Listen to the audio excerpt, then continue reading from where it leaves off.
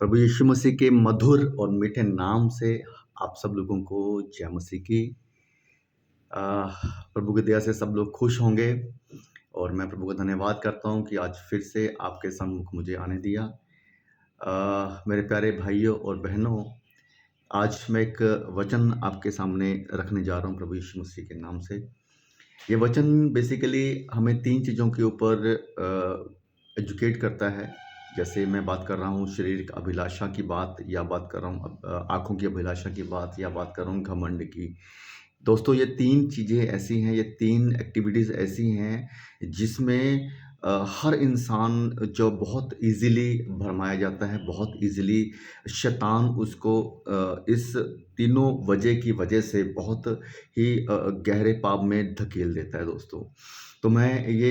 वचन के थ्रू मैं आपसे बताना चाहूँगा, ये तीनों बातें जो हैं, शरीर की अभिलाषा, आँखों की अभिलाषा और घमंड दोस्तों, ये वो 3 पाप हैं दोस्तों, जिसके ऊपर शैतान का हर समय, हर पल एक एक एक आइडिया उसका रहता है मन में कि मैं किस को कैसे-कैसे मैं इन चीज़ों में फँसाऊँ। क्योंकि देखो दोस्तों, शुरू से ही जो पहला पाप हुआ था, पहले आदम और हव्वा के बीच में जो पहला पाप हुआ था दोस्तों, वो यही इन तीनों चीज़ों को लेकर हुआ था दोस्तों, जिसकी वजह से हम सब लोग पापी हुए।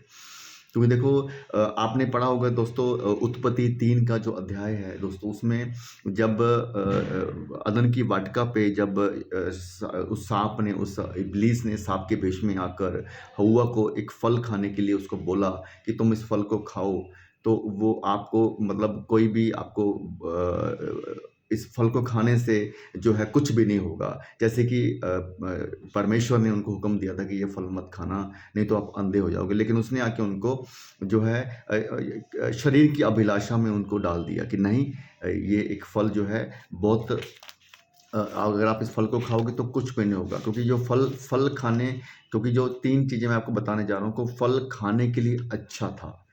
अ, वचन कहता है कि वचन में लिखा है कि वो फल जो था वो खाने के लिए अच्छा था। जो यानी कि वहाँ पे शरीर की अभिलाषा उत्पन्न हुई, वहाँ पे उसने उसने हव्वा के बीच में शरीर की अभिलाषा को उत्पन्न किया दोस्तों। फिर उसमें लिखा है कि देखने के लिए मन भाव था, तो वो आँखों की अभिलाषा वहाँ पे उत्पन्न हुई दोस्तों। वो देखने के लिए मन भाव था, बहुत अट्रैक्टिव था वो फल,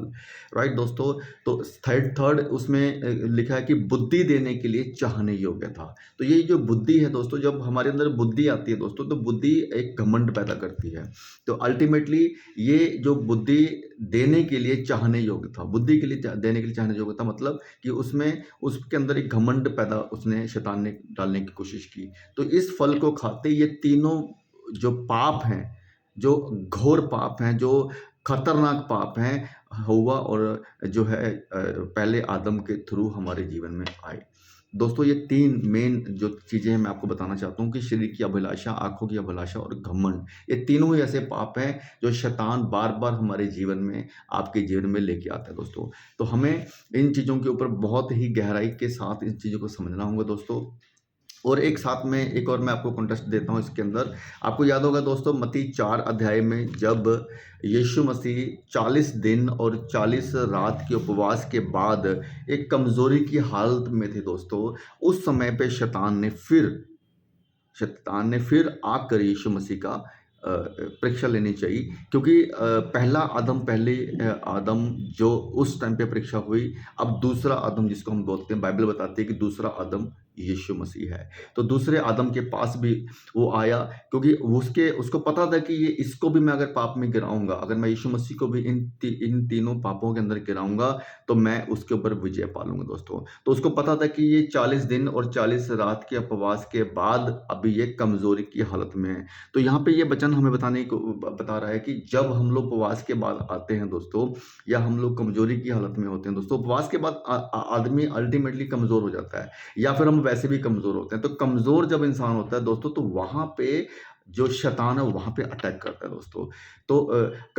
वो कमज़ोरी जो शारीरिक कमज़ोरी है, बट अगर हम लोग आत्मिक कमज़ोर नहीं हैं, और अगर हम लोग आत्मिक पावरफुल हैं, तो वहाँ पे शैतान कुछ नहीं कर पाएगा। तो यहाँ पे उसने क्या किया, जब यीशु कमज़ोर था 40 दिन 40 रात के उपवास के बाद, तो शैतान उसके पास आके उसको बोलता है कि ये जो पत्थर है तो इसको रोटी बना के दिखा। तो यहाँ पे उसने जो है पत्थर को रोटी बनाने का मतलब शरीर की अभिलाषा को उसने यहाँ पे यीशु मसीह को बोलने की उस पाप में गिराने की बात कही। तो लेकिन यीशु मसीह ने उनको जो उत्तर दिया कि मनुष्य केवल रोटी ही से नहीं, बट केवल रोटी से नहीं, परंतु परमेश्वर के मुख से निकले हुए हर एक वचन से जिंदा है। तो यहाँ पे एक बात हमें समझने की जरूरत है दोस्तों कि केवल रोटी से नहीं, रोटी जो है हमारी शरीर की अभिलाषा को खत्म करती है, राइट दोस्तों। तो यहाँ पे यीशु मसीह ने क्या बोला कि शरीर की अभिलाषा ही नहीं, शरीर की अभिलाषा रोटी के लिए है, लेकिन मेरी जो आत्मिक उन्नति है वो है मेरे वचन जो मुझे प्रभु यीशु मसीह ने मुझे दिए हैं, वो मेरे वचन जो बाइबल में मुझे मिले हैं। तो प्रभु यीशु मसीह के वचन जो है हमें आत्मिक उन्नति में लेके जाते हैं, हमें आत्मिक स्ट्रॉन्ग करते हैं दोस्तों। अगर हम लोग आत्मिक स्ट्रॉन्ग हैं तो शैतान हमारे ऊपर अटैक नहीं कर सकता। तो यहाँ पे उसने यीशु मसीह को पत्थर से रोटी बनाने के लिए उसके शरीर की अभिलाषा को उसको जगाने की कोशिश करी दोस्तों। सेकंड में जो है उसने जो बोला कि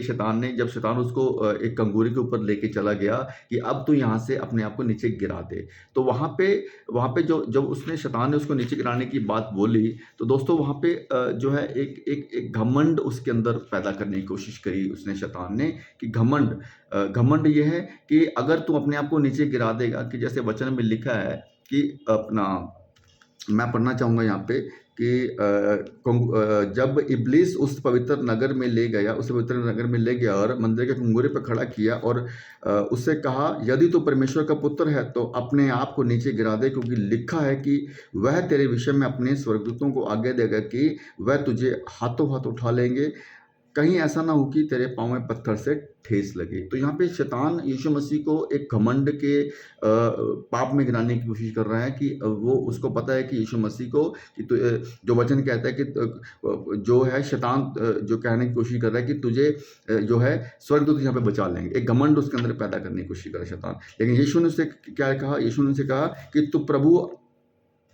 अपने परमेश्वर की परीक्षा ना ले। तो अल्टीमेटली यहाँ पे परमेश्वर ने बहुत अच्छी तरीके से, प्रभु ने, यीशु मसीह ने बहुत अच्छे तरीके से अपने आप को यहाँ पे फिर पाप से गिरने से बचाया, ये बोल के कि तू प्रभु जानकर परमेश्वर की परीक्षा ना ले। तो अगर हम भी अपने जीवन में किसी ऐसी परीक्षा में आते हैं, तो परीक्षा मतलब ये होता है कि जब हम परमेश्वर की तरफ देखते हैं और उसको बोलते हैं कि यार मतलब जो है मैं किसी भी ऐसी प्रॉब्लम में अगर गिर गया हूँ, तो अगर जब हम कंडीशन लगाते हैं, कंडीशन इन द सेंस क्या है कि अगर मुझे प्रभु मेरा ये काम हो जाता तो मैं ये कर दूंगा, प्रभु मेरा ये काम हो जाता मैं ये कर सकता हूँ, तो ये कंडीशन जब हम लेके आते हैं तो वहाँ पे प्रभु की परीक्षा हम लोग लेते हैं। तो प्रभु के ऊपर जब हमारा फेथ जब है थोड़ा सा कम होता है, जब हमारा मन डोलता है, हम जब व्याकुल होते हैं, जब हम लोग कंफ्यूज होते हैं, तो ये भी एक परीक्षा जो होती है, ये भी हम प्रभु की परीक्षा ही ले रहे हैं, क्योंकि प्रभु ने हमें बोला है कि पूरे सच्चे मन से अपने तू मुझ पर विश्वास कर। तो जब हमारा विश्वास कमज़ोर होता है तब भी हम प्रभु को जो है एक परीक्षा में अपने आप को प्रभु को लेके जाते हैं। तो यहाँ पे उसने जो है घमंड उसके अंदर ले गया। तीसरा जो है आँखों की अभिलाषा, और तीसरे वचन में यहाँ पे वो ये बताना चाहता है कि फिर जब इब्लीस ने एक बहुत उसको ऊंचे पहाड़ पे लेकर गया और उसको सारी जो है वचन 8 में देखिए, वचन 8 में उसने बोला कि फिर इब्लीस उसे एक बहुत ऊंचे पहाड़ पर ले गया और सारे जगत के राज्य और उसका वैभव दिखाकर उससे कहा, यदि तू गिरकर मुझे प्रणाम करे तो मैं सब कुछ तुझे दे दूंगा। तो यहाँ पे उसने आंखों की अभिलाषा, तो यीशु मसीह को उसने उसको पहाड़ पर ले जाकर उसने पूरी दुनिया का जितने भी ये ऐशो आराम हम लोग आज देख रहे हैं हमारे जीवन में, हमारे इस संसार के अंदर लोग बड़े बड़े मतलब मैं अगर बोलूँ कि गाड़ियाँ होगी, बड़े बड़े बंगले हो गए, ऐशो आराम होगी, अपना जो संसारिक जीवन जो लोग जी रहे हैं, वही शैतान ने उसको दिखाने की कोशिश करी कि ये जो पूरा के संसार का जो वैभव है, जो संसार की जो वैभव का मतलब है कि जो ऐशो आराम की जिंदगी आज हम लोग अपने इस समय में देख रहे हैं, वो भी मैं तुझे दे दूंगा। यानी कि मैं तुझे वो सारी सुविधाएं, वो सारे मौज मस्ती, सारी चीज़ें मैं तुझे दे दूंगा। यहाँ पे हमें क्या देखने को मिल रहा है कि शैतान ही है जो इस तरह की चीज़ें लोगों तक पहुँचाता है, लोगों को देता है। तो अगर हम लोग देखें कि एक ऐशो आराम की ज़िंदगी, एक नाम, एक ब्रांड, एक अगर ये सब चीज़ें हमारी लाइफ में अगर आ रही हैं, लोगों की लाइफ में अगर आ रही हैं, तो ये हमें कहाँ से मिल रही हैं, ये सोचने की ज़रूरत है दोस्तों यहाँ पे इस वचन के द्वारा। तो यहाँ पे मैं आपको ये बताने की कोशिश कर रहा रहा हूँ इन दोनों वचनों के द्वारा कि शैतान जो है शरीर की अभिलाषा, आँखों की अभिलाषा और घमंड, ये 3 पाप दोस्तों ऐसे हैं जहाँ पे शैतान बार-बार हमें धकेलने की कोशिश करता है। लेकिन अगर हम लोग इन तीनों चीज़ों से पूरा जागरूक हैं, हम लोग अपने आत्मिक उन्नति में हैं, हम प्रार्थना में बराबर बने हुए हैं, वचनों में बराबर बने हुए हैं, तो दोस्तों